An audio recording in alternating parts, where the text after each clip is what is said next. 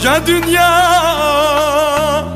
dar gelir bana neredeysen söyle, gelirim sana.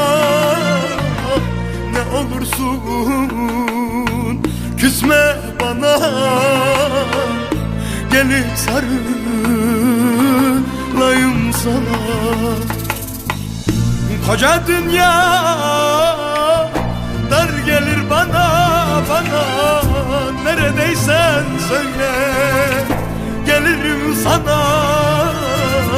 Ne olursun küsme bana,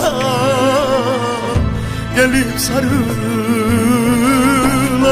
sana.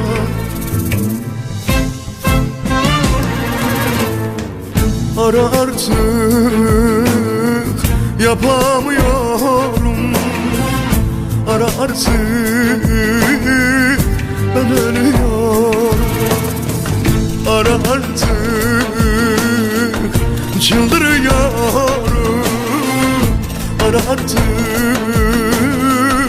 çok özlüyorum.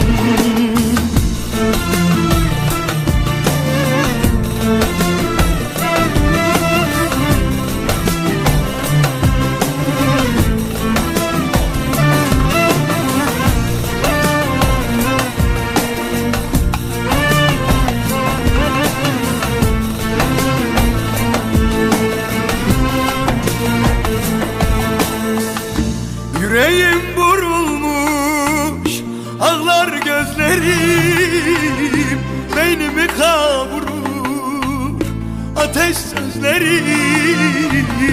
Ömrümün üstünde derin izlerim, bu canı kimseye satamıyorum.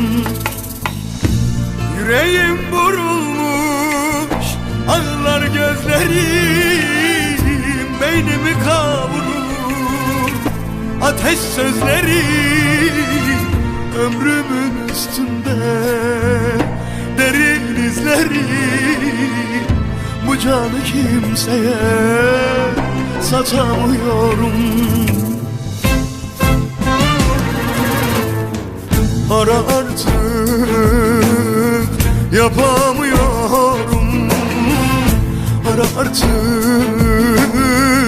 çıldırıyorum. Ara artık ben ölüyorum, ara artık çok özlüyorum.